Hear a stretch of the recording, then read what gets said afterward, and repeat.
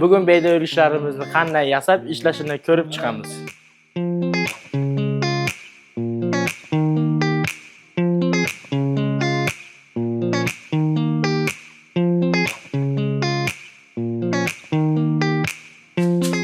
Ushbu detalni mana bunaqa uzun shestigrannik boltlarimiz bilan qisib qo'yamiz.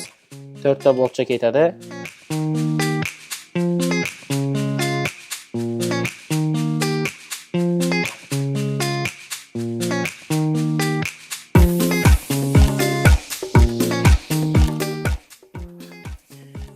Ana nasatkamizni qotirib oldik. Endi esa turbasini o'rnatamiz.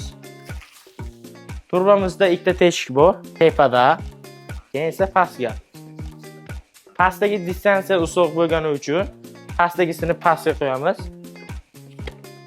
Tepadagi esa tepangi nasatkaga to'g'ri keladi. Mana turbamizni qo'yib oldik.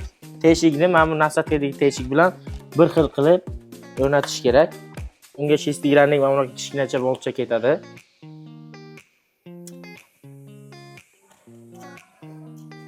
Va 4lik shestigrannik qalitimiz bilan qisib olamiz. Kichkina boltni qisib qo'yganimizdan keyin 5lik uzun sal boltni mana bu yerga qo'yamiz. Stop, turba halqin turmasin. Mana turbamizni motorga qotirib oldik. Endi esa remen ushlaydigan nasatkani qo'yamiz.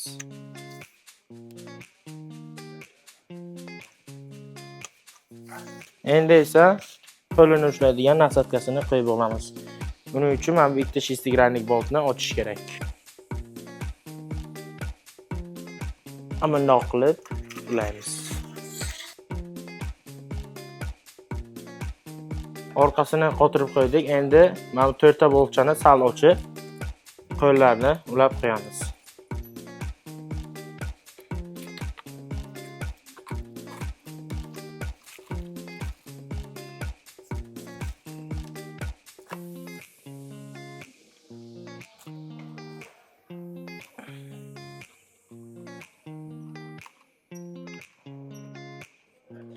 Boltlarni qisib olamiz.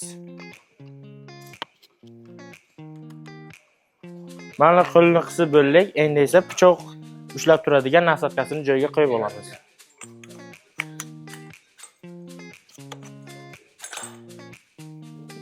Boshqa aytganimizdek, mana bu tepadagi teshikka rovna ulanishi kerak. Bo'lmasa zvizdovska joyiga tushmaydi.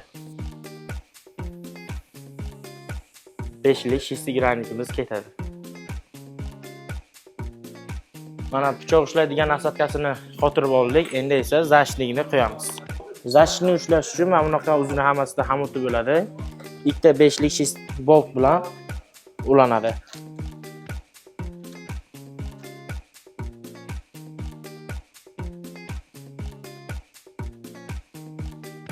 Korobkaning ichida 3 xil nasatka bo'ladi. 2 xil pichoq va keyin jilkali nasatka. Jilkali nasatka gazon urash uchun aslida kerak bo'ladi. Endi esa pichoq o'rnatishni o'rgataman. Mana bu yerda pichoq ushlaydigan nasatkada tagida teshik bo'ladi.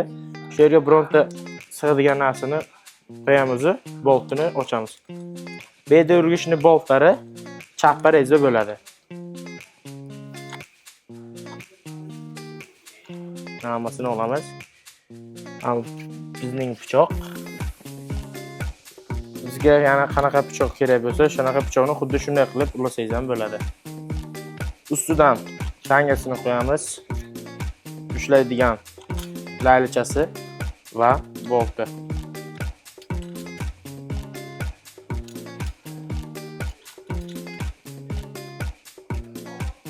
Katta qalib bilan qisib olamiz. Mana pichoqni ham qotirib oldik. Bizning beda urgich tayyor. Mana biz beda urgichimizni terib bo'ldik. Endi buni qanday ishlatishni va qanday zabt qilishni polni tushuntirib o'tamiz. Mana bu bizning tayyor benzin. Bu benzinda 50 gram qizil moydan solingan, ya'ni shtil moydan. Benzinni solib olamiz.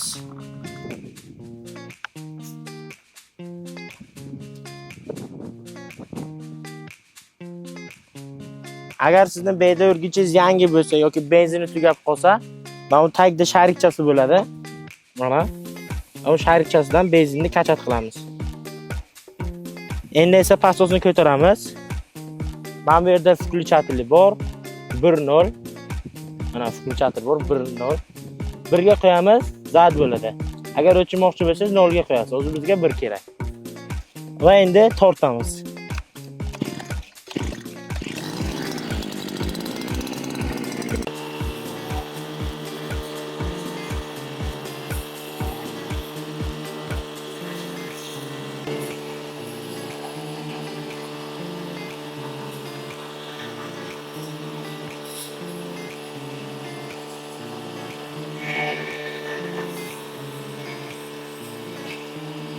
Rezultatni ko'rishingiz mumkin va shu tarzda bedorgichimiz to'liq benzobak bilan 2,5 soat, 3 soat sizga bemalol xizmat qiladi.